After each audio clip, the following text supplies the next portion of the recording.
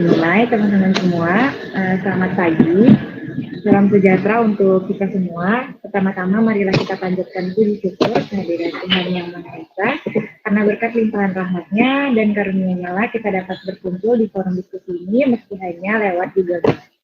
Yang saya hormati Bapak dosen pengajar mata kuliah Filsafat Pendidikan Bapak Dr. Suhaimi MPD dan Bapak Dr. Andes Haji Muhammad Saleh MPD, serta teman-teman yang berbahagia. Sebelumnya perkenalkan saya Cecilia Paulina Barus dengan NIM 21101252200083, perwakilan dari kelompok 9 yang akan memimpin acara diskusi kita pada pagi hari ini. Adapun topik yang akan kita diskusikan pada kali ini yaitu tentang aliran rekonstruksionisme. Baik, sebelum memulai diskusinya, terlebih dahulu saya akan membacakan susunan acara kita pada hari ini. Yang pertama ada pembukaan, selanjutnya ada sesi penyampaian materi, lalu ada sesi tanya jawab, dan yang terakhir ada penutup. Baik, langsung saja kita masuk ke sesi yang pertama, yaitu sesi pembukaan. Untuk membuka acara ini, marilah kita berdoa menurut agama dan kepercayaan kita masing-masing. Doa dimulai.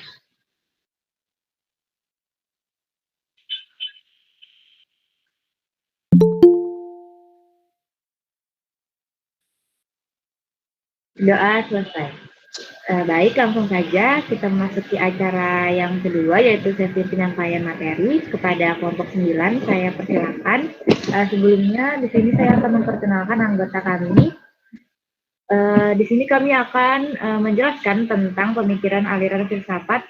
Maaf, ini ada tipe sedikit tentang rekonstruksionisme tentang pendidikan. Baik, yang pertama ada saya sendiri, Cecilia Paulina Barus, lalu ada Dea Amani Fatihah, Herninor Elisa, Muhammad Ali Rahman, dan Muhammad Ridwan. Next slide.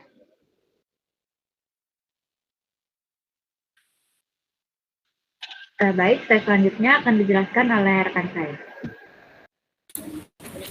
Baik, terima kasih kepada moderator telah mempersilahkan kelompok 9 untuk memaparkan materinya. Di sini saya Dea Amani Fatihah izin memaparkan materi yang pertama yaitu mengenai pengertian rekonstruksionisme. Rekonstruksionisme berasal dari kata rekonstruk yang berarti menyusun kembali. Istilah tersebut telah lazim digunakan dalam percakapan sehari-hari. Namun, dalam konteks filsafat pendidikan, rekonstruksionisme ialah suatu paham kritik sosial dalam pendidikan yang berusaha merombak tata susunan lama dan membangun tata susunan hidup kebudayaan yang bercorak modern.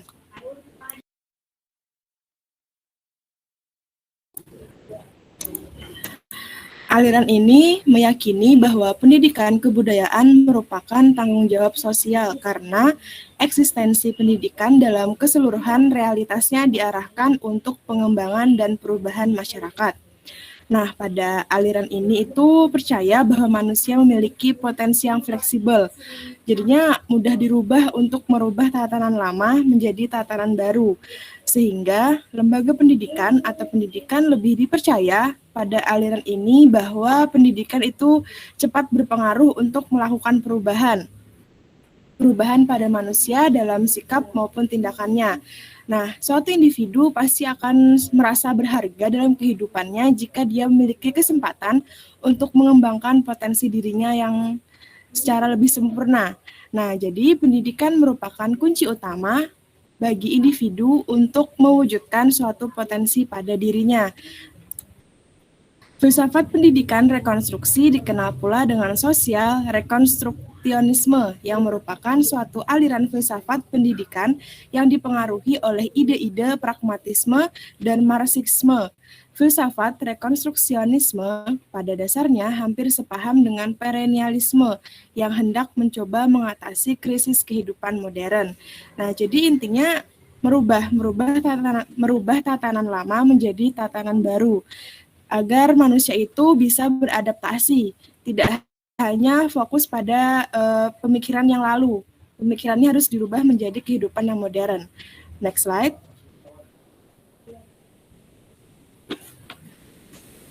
Nah, selanjutnya ada sejarah rekonstruksionisme. Pada mulanya, rekonstruksionisme muncul dikarenakan terbitnya karya John Dewey yang berjudul Reconstruction in Philosophy pada tahun 1920.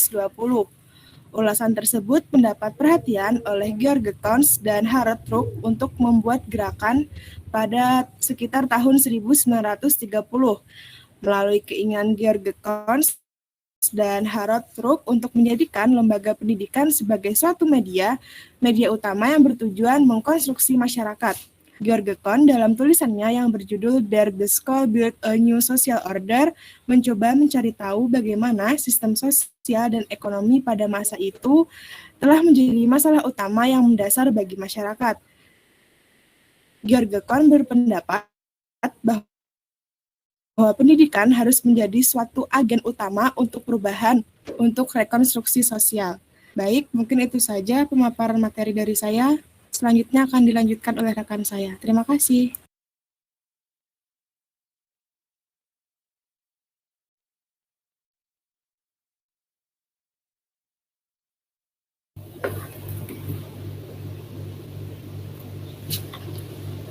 Oke, selanjutnya yaitu pandangan rekonstruksinisme tentang pendidikan. Aliran ini yakin bahwa pendidikan tidak lain adalah tanggung jawab sosial. Hal ini mengingat eksistensi pendidikan dalam keseluruhan realitasnya diarahkan untuk pengembangan dan atau perubahan masyarakat. Para rekonstruksionis menginginkan bahwa pendidikan dapat memunculkan kesadaran para subjek didik untuk senantiasa memperhatikan persoalan sosial, ekonomi, dan politik, dan menjelaskan kepada mereka bahwa memecahkan semua problem itu hanya melalui keterampilan memecahkan problem.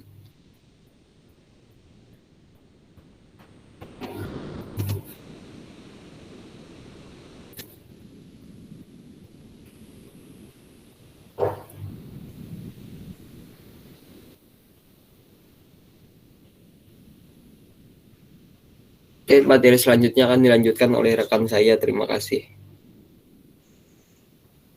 Baik, di sini saya akan melanjutkan pemaparan materi dari rekan saya sebelumnya, yaitu tentang landasan filosofis rekonstruksionisme. Aliran rekonstruksionisme memandang bahwa realitas itu bersifat universal. Realitas itu adalah di mana saja dan sama di setiap tempat. Untuk memahami suatu realitas dimulai dari sesuatu yang konkret menuju arah yang khusus, yang menampakkan diri dalam perwujudan sebagai mana yang kita lihat di hadapan kita dan ditangkap oleh panca indera manusia. Aliran rekonstruksionisme juga memandang nilai berdasarkan pada supranatural yang bersifat universal, yang berdasarkan pada nilai-nilai teologis. Karena hakikat manusia adalah emanasi yang secara potensial berasal dari dan dipimpin oleh Tuhan. Maka peninjauan tentang kebaikan dan keburukan pun dapat dilakukan dan diketahuinya. Sebagai objek, manusia telah memiliki kecenderungan untuk berbuat baik dan berbuat buruk. Nilai kebaikan tertinggi adalah nilai-nilai yang terbebas dan penguasaan hawa nafsu. Penentu nilai selalu ditentukan oleh akalnya semata. Namun, dalam mencapai kebaikan tertinggi, manusia perlu bersatu dengan Tuhan dan pemikiran rasionalnya. Kaitannya dengan estetika, bahwa hakikat keindahan yang sesungguhnya adalah Tuhan itu sendiri. Hingga nilai-nilai yang baik dan indah yang ada pada manusia adalah nilai-nilai yang terpancar dari nilai-nilai universal yang abadi dari Tuhan. Baik, mungkin itu saja pemaparan materi saya. Untuk materi selanjutnya akan disampaikan saya. Terima kasih.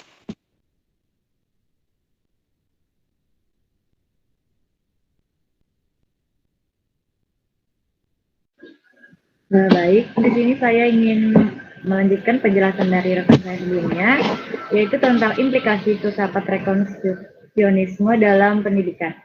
Adanya filsafat pendidikan rekonstruksionisme diharapkan pendidikan di Indonesia sekarang dapat menjadi agen utama dalam rekonstruksi tatanan sosial. Pendidikan adalah alat utama untuk menentukan masa depan bangsa. Metode-metode pengajaran harus didasarkan pada prinsip-prinsip demokratis yang bertumpu pada kecerdasan asal jumlah mayoritas untuk merenungkan dan menawarkan solusi yang paling valid bagi persoalan-persoalan manusia. Implikasi filsafat rekonstruksionisme dalam pendidikan adalah filsafat pendidikan rekonstruksionisme yang menginginkan pendidikan dapat menjadi agen perubahan tatanan sosial. Pendidikan mampu menawarkan solusi dalam permasalahan yang ada dalam masyarakat, dan pendidikan yang aktif mengajarkan perubahan sosial ternyata belum sepenuhnya terlaksana. Baik, selanjutnya akan dijelaskan oleh rekan saya. Terima kasih.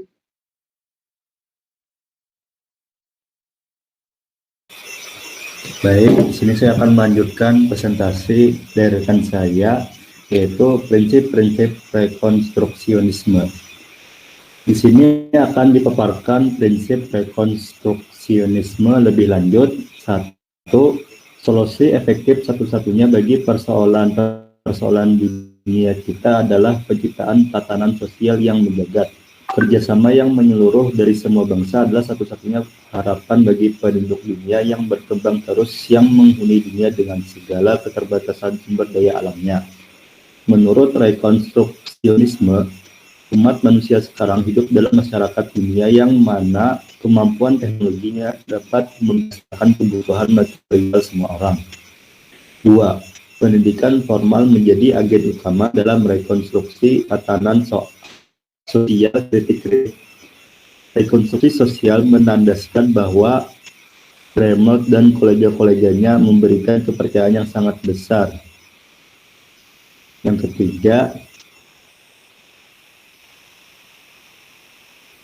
ada metode-metode pengajaran. Metode pengajaran harus didasarkan pada prinsip-prinsip demokratis yang bertumpu pada kecerdasan asali, jumlah mayoritas untuk merenungkan dan menawarkan yang valid di persoalan umat manusia. Beberapa pengamat memberikan catatan bahwa rekonstruksionisme mempunyai kepercayaan besar terhadap kecerdasan dan kemauan baik manusia, sesuatu yang oleh beberapa kalangan disebut sebagai sebuah kepercayaan utopis. Mungkin ini saja pemaparan dari kelompok kami. Terima kasih, saya kembalikan kepada moderator. Baik, terima kasih kepada kelompok 9 yang telah memaparkan materinya dengan sangat luar biasa. Sebelumnya, marilah kita berikan aplaus dulu untuk kelompok 9. Baik, selanjutnya langsung saja kita memasuki acara yang ketiga maksudnya, yaitu acara sesi tanya jawab. Saya persilakan kepada para audiens yang ingin bertanya, silakan raise hand.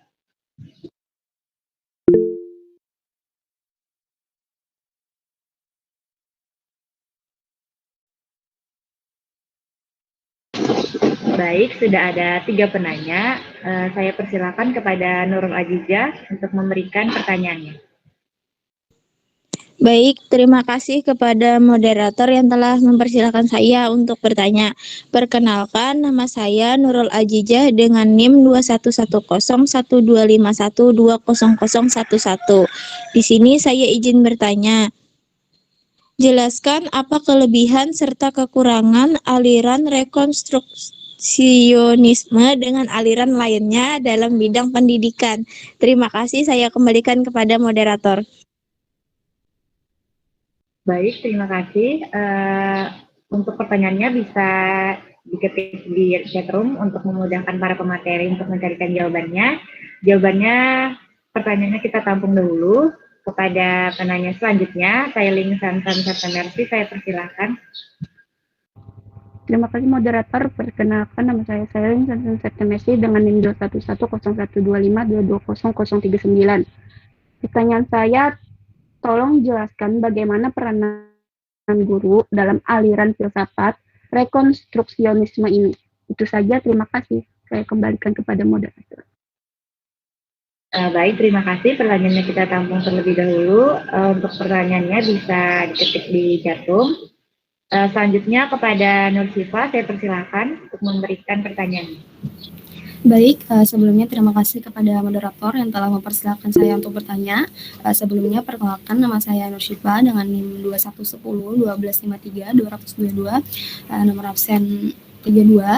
Izin bertanya, dari beberapa penjelasan tadi, pemateri ada menyebutkan bahwa pengimplikasian filsafat rekonstruksionisme dalam pendidikan ini menggunakan metode-metode pengajaran harus didasari pada prinsip-prinsip demokratis yang bertumpu pada kecerdasan asal jumlah mayoritas untuk merenungkan dan menawarkan solusi yang paling valid bagi persoalan-persoalan umat manusia.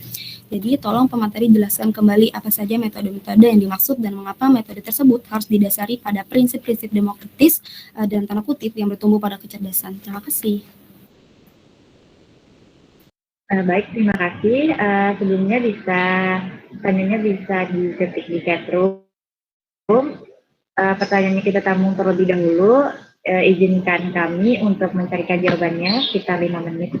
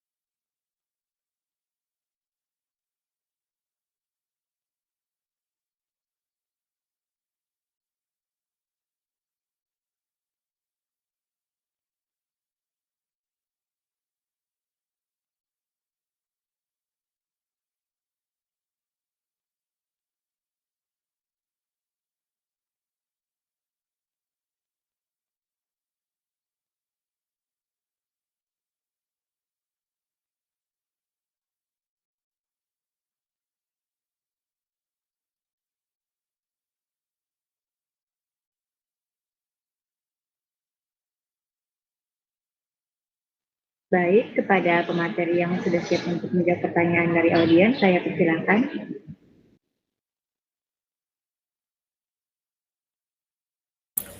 Izin menjawab, moderator. Baik, dipersilakan.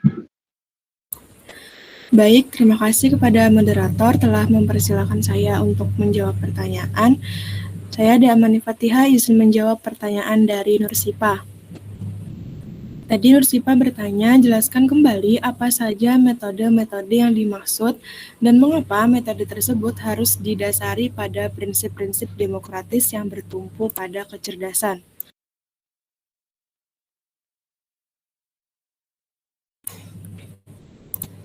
Nah, jadi maksudnya adalah di mana proses belajar mengajar di suatu kelas bagi seorang pendidik itu harus mampu menggunakan metode yang bisa membuat peserta didik itu dapat merangsang, berpikir untuk berani mengeluarkan pendapat sehingga pembelajaran itu tidak hanya terpusat pada guru saja, tetapi peserta didik juga harus bisa menjadi objek dari sebuah proses pembelajaran tersebut. Nah, bagaimana caranya? Menggunakan metode apa?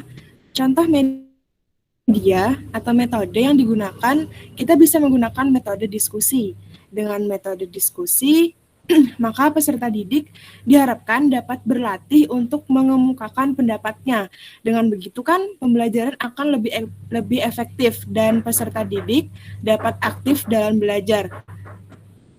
Sehingga tidak hanya guru saja yang menjadi sumber ilmu dalam suatu proses pembelajaran, namun peserta didik juga bisa menyumbangkan pemikirannya. Nah, dalam berdiskusi itu kita sebagai guru harus bisa mencari topik apa yang harus didiskusikan. Tidak harus sesuai dengan contoh yang ada di buku, tapi kita bisa mendiskusikan, mengangkat masalah-masalah yang sedang hangat di era masyarakat, yang sedang rame gitu. Nah, sehingga peserta didik itu bisa merespon masalah secara langsung, sehingga dia bisa mengutarakan pendapatnya, tidak hanya membayangkan. Jika kita hanya mengambil topik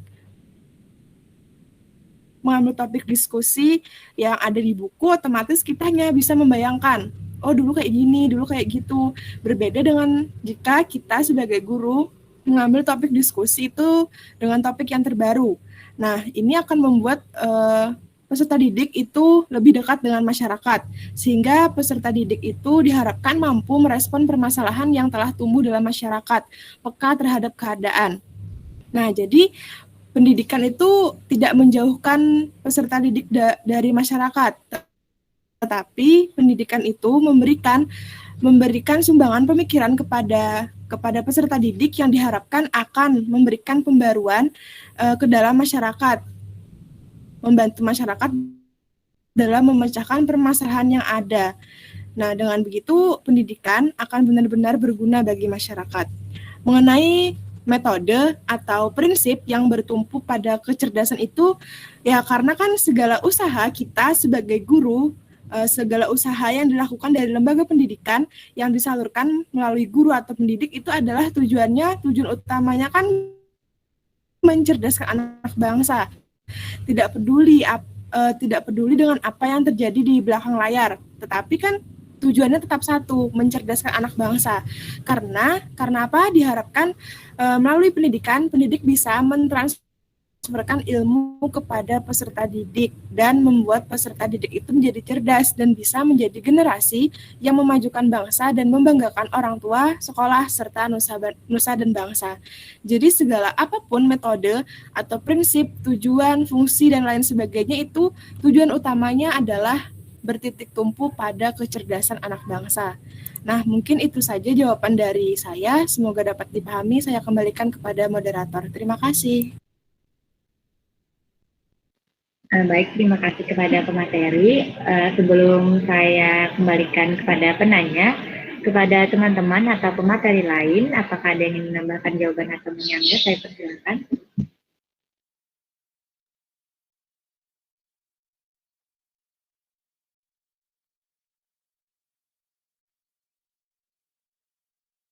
Baik, sepertinya tidak ada. Saya kembalikan kepada Nursipa. Apakah jawaban tadi sudah bisa dipahami? Izin menjawab, moderator, Nursipanya terlempar karena terkendala jaringan. Baik, kita akan lewati sebentar. kita ke pertanyaan selanjutnya. Baik, Nursifanya ada ini. Kepada Nursifa, apakah tadi sudah mendengar penjelasan dari pemateri? Baik, penjelasan dari pemateri tidak bisa dapat saya dengar ya tadi, cuman bisa saja nanti dikirim ke saya. Terima kasih sebelumnya kepada pemateri yang telah menjelaskan pertanyaan dari saya. Saya kembali kepada moderator. Baik, terima kasih kepada Nursifa. Selanjutnya di sini saya ingin izin menjawab pertanyaan dari Sailin. Pertanyaannya tadi, tolong jelaskan bagaimana peranan guru dalam aliran filsafat rekonstruksionisme ini. Baik, jadi peranan guru dalam aliran rekonstruksionisme ini, guru berperan sebagai seseorang yang membantu dan mengarahkan siswa dalam mengenali berbagai masalah-masalah yang ada di kehidupan sekarang ini, dan membuat siswanya terlibat aktif dalam pemecahan masalah yang ada di sekitarnya. Lalu menjadikan siswa lebih menyadari dan lebih pandai dalam beradaptasi dan memecahkan masalah terkait dengan perkembangan zaman yang signifikan. Dengan budaya-budaya yang berkembang pada kehidupan masa sekarang.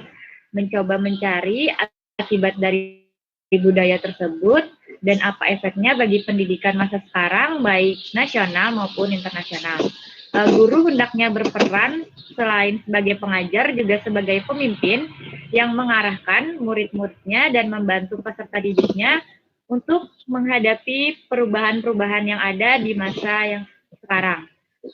Lalu, untuk menumbuhkan cara berpikir yang berbeda agar menciptakan alternatif penyelesaian masalah yang lebih efektif, lalu untuk tetap menjaga kebudayaan yang ada, lalu memberikan pengaruh baik kepada berjalannya sistem pendidikan dan mengubah atau membuang yang buruk agar tidak mempengaruhi jalannya perkembangan sistem pendidikan pada zaman sekarang. Jadi guru itu sangat berperan utama dalam pendidikan masa sekarang karena pada masa sekarang ini banyak siswa-siswa yang menghadapi banyak masalah. Contohnya pada kita sekarang kan sering daring nih, jadi banyak tuh siswa-siswa yang mengeluhkan adanya kualitas internet atau mereka lebih tidak fokus karena dengan daring. Nah, jadi tugas guru di sini sangat berperan penting untuk memecahkan masalah-masalah yang ada di sekitar kita, contohnya dalam pembelajaran daring ini. Jadi guru itu sangat berperan penting. Baik, mungkin itu saja penjelasan jawaban dari saya. Mungkin kepada audiens lain atau pemateri lain yang ingin menambahkan jawaban dari saya atau menyanggah, saya persilahkan.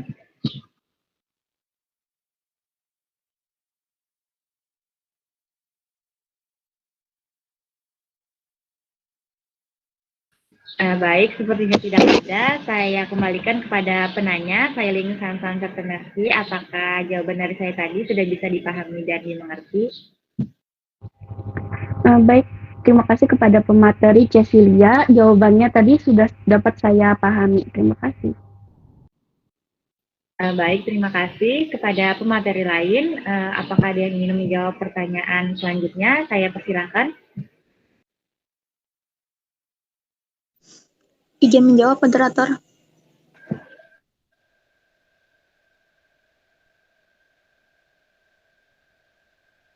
Baik, dipersilakan. Yang dari Nurul Ajijah. Pertanyaannya tadi, jelaskan apa kelebihan serta kekurangan dari aliran rekonstruksionisme dengan aliran lainnya dalam dunia pendidikan.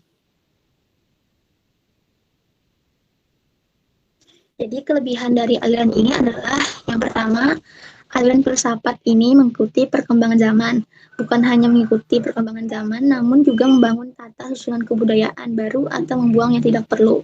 Yang artinya, aliran filsafat ini terbuka akan perkembangan zaman. Hal inilah yang perlu di dunia pendidikan.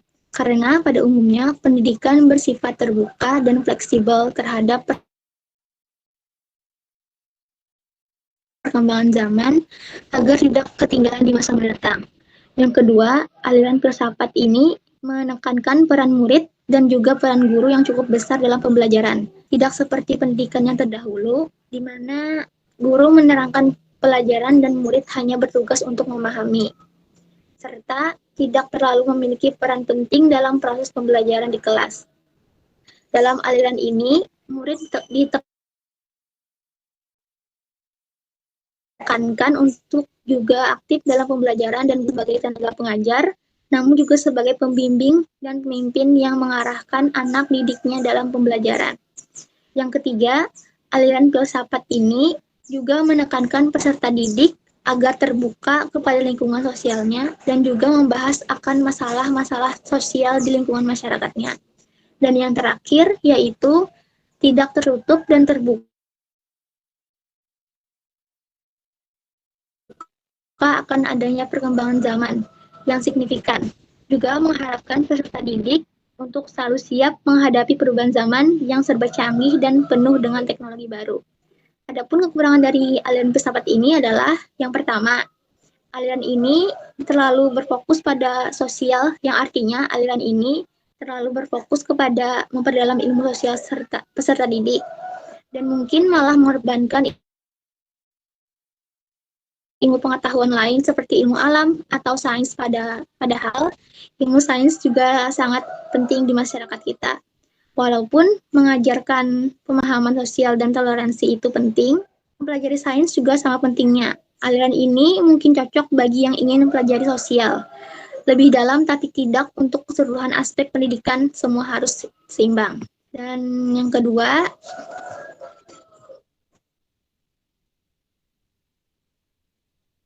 aliran ini memungkinkan masuknya politik ke dalam pembelajaran. Dalam hal ini bermaksud kurang baik. Ada beberapa hal yang seharusnya tidak perlu dipelajari pada sistem pembelajaran. Keikut campuran politik kotor dapat menyebabkan terganggunya kelancaran dalam pendidikan. Kedua hal ini harus dipisahkan dan harus difokuskan kepada pembelajaran lainnya seperti membangun karakter siswa. Dan yang terakhir adalah aliran filsafat ini tidak terlalu fokus terhadap perkembangan karakter anak yang sangat dibutuhkan sekarang ini. Aliran ini berfokus terhadap masalah-masalah global seperti politik, sosial, dan ekonomi, serta masalah-masalah lainnya. Padahal, pada usia sekolah, sebaiknya juga memperhatikan peran dirinya terlebih dahulu sebagai pelajar, setelah itu baru pada dunia luar dan masyarakat seutuhnya. Itu saja jawaban yang dapat saya sampaikan. Saya kembalikan kepada moderator. Baik, terima kasih kepada pemateri. Sebelum saya kembalikan kepada penanya, kepada para audiens atau pemateri lain yang ingin menambahkan jawaban atau menyanggah, saya persilakan.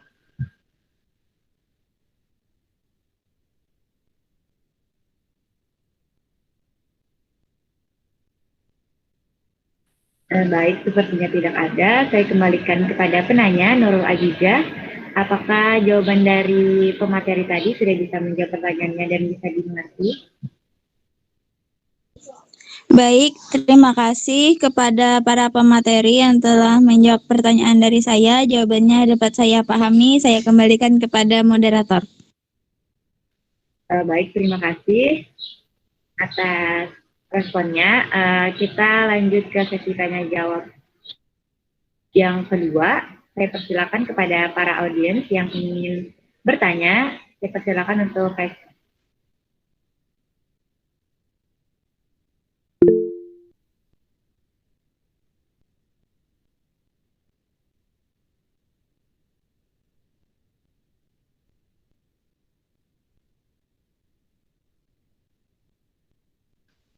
sudah ada 3 penanya. Saya persilakan kepada Natali Teresia untuk memberikan pertanyaannya.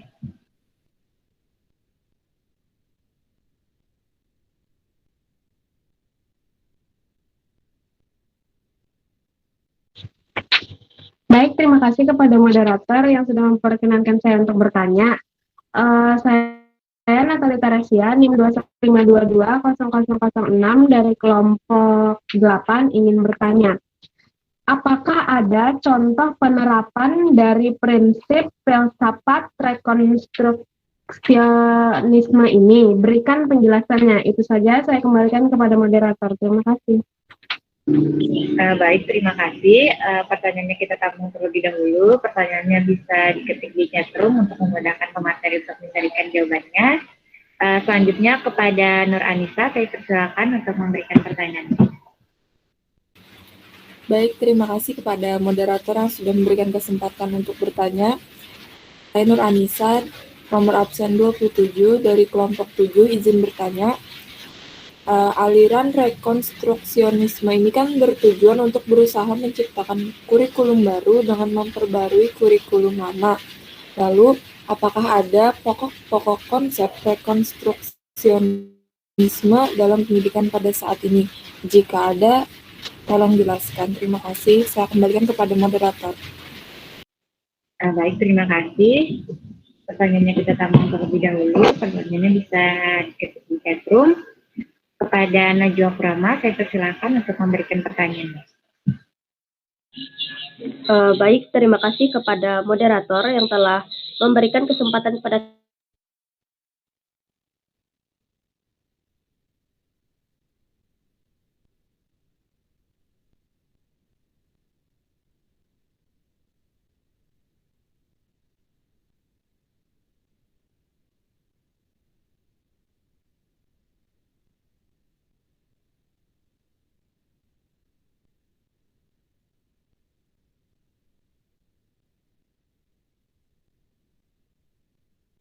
Baik, dipersilakan kepada Najwa. Baik, mohon maaf tadi sedang terkendala jaringan. Baik, saya lanjutkan. Pertanyaan saya yaitu tolong jelaskan bagaimana pentingnya aliran rekonstruksionisme ini dalam filsafat pendidikan. Terima kasih, saya kembalikan kepada moderator. Baik, terima kasih kepada Najwa Prama atas pertanyaannya. Pertanyaannya kita tampung terlebih dahulu. Pertanyaannya bisa diketik di chatroom. Kami akan minta waktu sekitar 5 menit untuk mencarikan jawaban dari para audiens.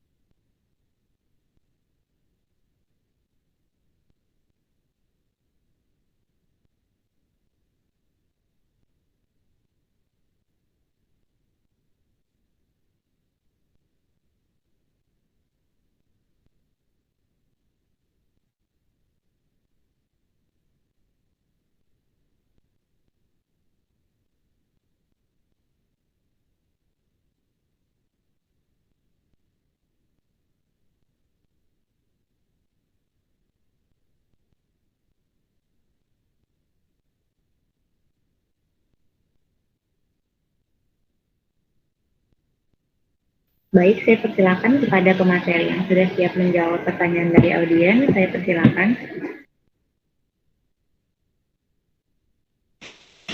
Ya baik, di sini saya akan menjawab pertanyaan dari Natali Teresia. Pertanyaannya tadi adalah, apakah ada contoh penerapan dari prinsip aliran filsafat rekonstruksionisme ini? Berikan penjelasannya. Nah, jadi contoh penerapan dari prinsip aliran filsafat rekonstruksionisme ini misalnya di bidang pendidikan. Pendidikan dulu pada umumnya hanya berfokus pada mentransfer ilmu pengetahuan kepada muridnya. Guru hanya perlu memberikan pelajaran dan murid hanya perlu mendengarkan dan memahami materi dan terus begitu saja. Tapi ini berlawanan dengan aliran rekonstruksionisme, yaitu murid dan guru terbuka akan berbagai pembahasan diskusi, masalah sosial dan budaya. Guru serta siswa turut berpartisipasi dan berkomitmen aktif dalam perubahan sosial.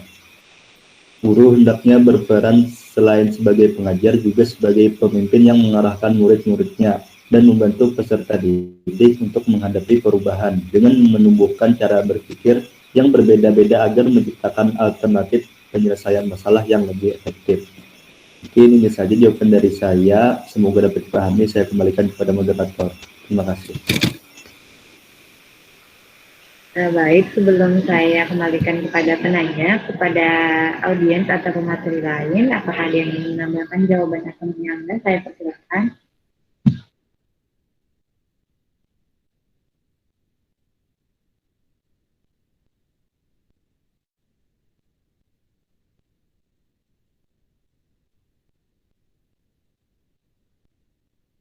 Baik, sepertinya tidak ada.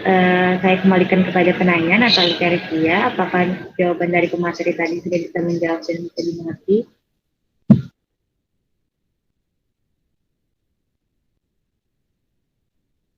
Baik, terima kasih kepada pemateri Muhammad Ali Rahman. Jawabannya bisa dipahami. Saya kembalikan kepada moderator.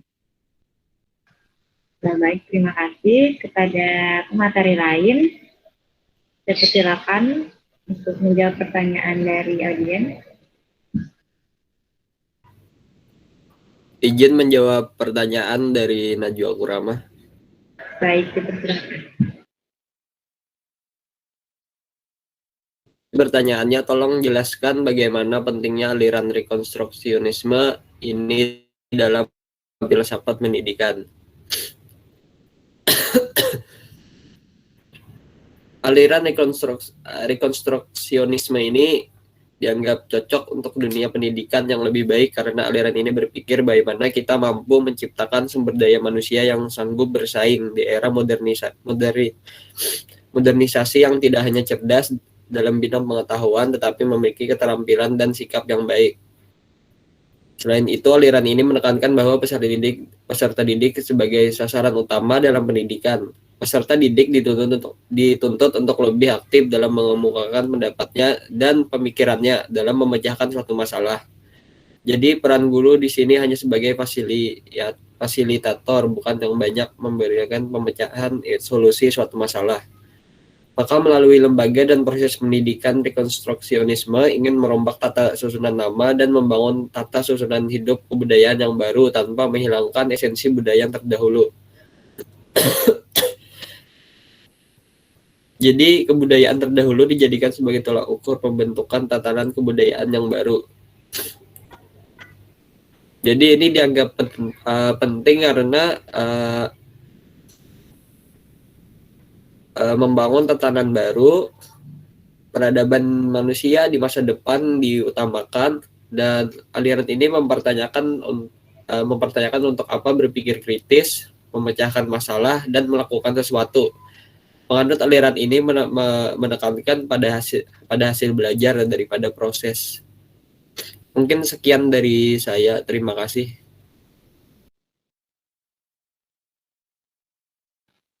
Baik, terima kasih. Sebelum saya kembalikan kepada penanya, kepada para audiens atau pemateri lain, apakah ada yang ingin menambahkan jawaban atau menyanggah? Saya persilakan.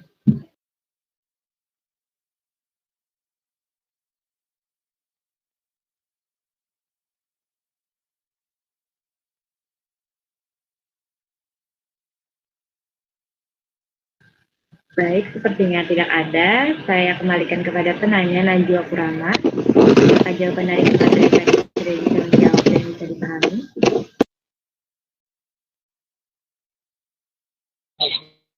Baik, dipahami.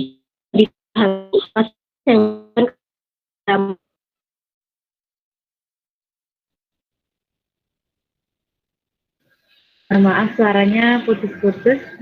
Bisa diulang, Najwa? Baik, saya ulangi. Jawaban dari saya pahami pada model.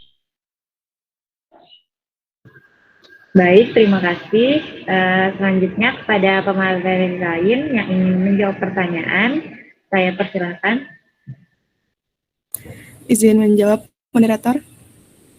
Baik, dipersilahkan. Baik, di sini saya Dea Mani Fatihah izin menjawab pertanyaan dari Nur Anissa. Tadi Nur Anissa bertanya mengenai aliran rekonstruksionisme bertujuan untuk berusaha menciptakan kurikulum baru dengan memperbarui kurikulum lama. Lalu, apakah ada pokok-pokok konsep rekonstruksionisme dalam pendidikan pada saat ini? Nah, seperti yang sudah saya jelaskan dari PPT tadi, bahwa rekonstruksionisme itu adalah menyusun kembali. Nah, dan pengimplikasian pada dunia pendidikan, menyusun kembali itu diimplikasikan melalui atau dengan menciptakan kurikulum baru. Namun, kurikulum baru yang dimaksud di sini adalah tidak membuat kurikulum dari nol. Sebentar, mohon maaf.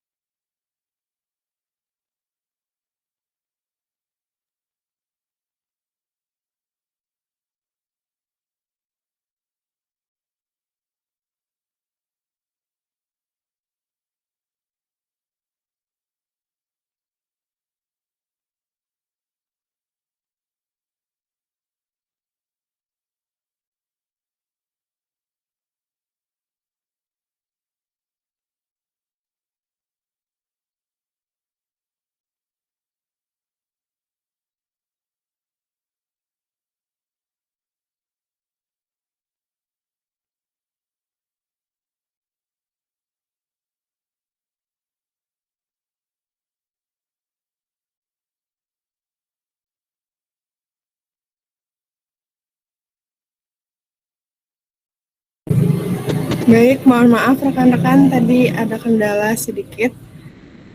Nah, jadi saya ulangi, dalam pengimplikasian pada aliran ini pada dunia pendidikan itu melalui atau dengan menciptakan kurikulum baru. Namun, kurikulum baru yang dimaksud di sini adalah tidak membuat kurikulum dari nol, dari awal, tetapi menciptakan kurikulum baru dengan cara memperbarui kurikulum lama. Nah, pokok-pokok konsep rekonstruksionisme itu ada beberapa, yaitu yang pertama adalah pendidikan harus menciptakan tatanan sosial yang baru sesuai dengan nilai-nilai dan kondisi sosial yang baru. Nah, maka dari itu kan pada penjelasan awal tadi, lembaga pendidikan menjadi salah satu tempat yang sangat berpengaruh untuk memberikan perubahan. Maka dari itu, dunia pendidikan selalu mengalami update atau pembaharuan. Karena pendidikan harus menyalurkan ilmu baik akademik maupun non-akademik sesuai dengan keadaan yang terjadi sekarang. Contoh kecilnya saja, terus-menerus sesuai dengan teks buku atau yang dicontohkan dengan buku. Sedangkan kan kita tahu tuh, buku diterbitkan sudah beberapa tahun yang lalu. Pastinya kita akan mengupdate informasi yang sesuai dengan keadaan masa kini, yang tentu lebih jelas, peserta didik lebih cepat mengerti, karena peserta didik langsung ikut merasakannya, tidak hanya membayangkan saja. Lalu, pokok konsep yang kedua yaitu masyarakat baru. Apa maksudnya dengan masyarakat baru? Nah, dengan adanya pembaruan yang terjadi tadi, maka otomatis akan terjadi pembaruan juga pada pola pikir manusia, sehingga seakan-akan aliran rekonstruksionisme ini melahirkan masyarakat baru dengan pemikiran yang lebih modern. Nah, selanjutnya pokok yang ketiga ada anak, sekolah, dan pendidikan itu dipengaruhi oleh kekuatan sosial budaya. Nah, mau tidak kita sadari, semua kehidupan yang kita jalani itu kan sekarang dipengaruhi oleh kekuatan sosial budaya. Arus globalisasi membuat sosial budaya terus-menerus mengalami perubahan, hingga akhirnya semua hal dalam segala bidang dilibatkan untuk terus melakukan perkembangan mengikuti perubahan sosial budaya yang terjadi di sekitar kita. Lalu, pokok konsep yang keempat yaitu guru harus bisa meyakinkan murid tentang kebenaran dan memecahkan masalah melalui rekonstruksi sosial secara demokratis. Nah, maksudnya kan di era yang terus mengalami perubahan, dengan konsep-konsep yang sering berubah-ubah, guru harus bisa meyakinkan murid apa yang menjadi dasar pada suatu hal tersebut, pada suatu konsep tersebut.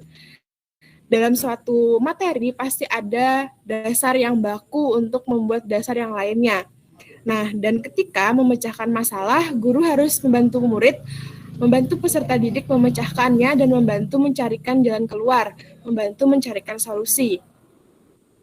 Memberikan solusi tidak hanya sembarangan memberikan solusi, tetapi dalam artian memberikan solusi sesuai dengan pembaruan ilmu dunia, sesuai dengan pembaruan yang terjadi di era yang sekarang, tetapi tidak menghalangi kita sebagai pendidik, tidak menghalangi hak-hak mereka untuk berpendapat sesuai dengan pemikirannya. Kita hanya meluruskan.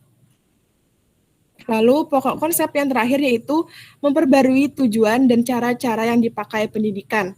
Nah, kita kan sudah tahu tadi, karena banyak sekali perubahan di era globalisasi ini, otomatis tujuan yang dicapai untuk suatu lembaga pendidikan pasti berubah sesuai dengan keadaan yang terjadi. Dan untuk mewujudkan tujuan tersebut, tentu kita harus menggunakan cara-cara yang baru sesuai dengan tujuan yang sudah diperbarui. Tidak mungkin tujuan kita baru, tetapi kita masih menggunakan cara yang lama ataupun sebaliknya.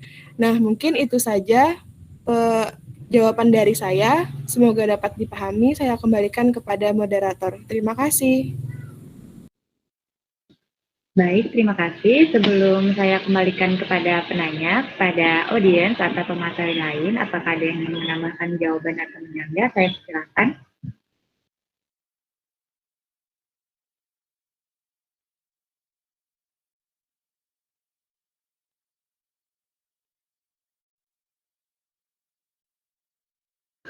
Baik, sepertinya tidak ada. Saya kembalikan kepada penanya, Nur Anissa. Apakah jawaban dari pemateri tadi sudah bisa dipahami dan dimengerti? Baik, terima kasih kepada pemateri Dea Amani Fatihah yang sudah menjelaskan tentang konsep-konsep rekonstruksionisme dan jawabannya sudah dapat dipahami. Terima kasih, saya kembalikan kepada moderator. Baik, terima kasih atas responnya.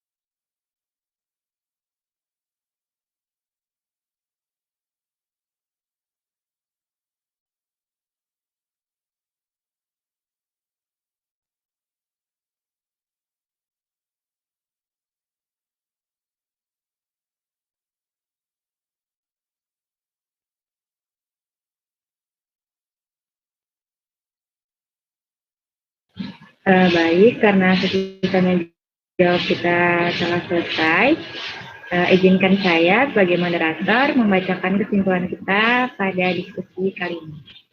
Dalam konteks pendidikan, aliran rekonstruksionisme ini berupaya melakukan sebuah perombakan dalam sistem pendidikan yang bertujuan untuk merombak tatanan susunan lama dan membangun tatanan susunan yang baru, yaitu kebudayaan yang bercorak modern, serta membina suatu konsensus yang paling luas dan mungkin mengenai tujuan pokok tertinggi dalam kehidupan manusia. Adapun upaya yang dapat dilakukan oleh aliran rekonstruksionisme ini, yaitu untuk dapat memperbaiki sistem pendidikan supaya tidak terkekang dalam sebuah pendidikan yang amat tradisional dan tidak dapat menyesuaikan perkembangan zaman. Baik, mungkin itu saja kesimpulan dari saya. Saya sebagai moderator, minta maaf bila ada kesalahan kata atau perbuatan yang sengaja maupun tidak sengaja. Kita akhiri diskusi kita pada kali ini. Marilah kita mengucap syukur. Baik, terima kasih kepada teman-teman semua yang telah berpartisipasi dalam diskusi ini, dan terima kasih kepada para pemateri yang telah memberikan penjelasan materi yang sangat luar biasa. Saya akhiri, terima kasih dan selamat pagi.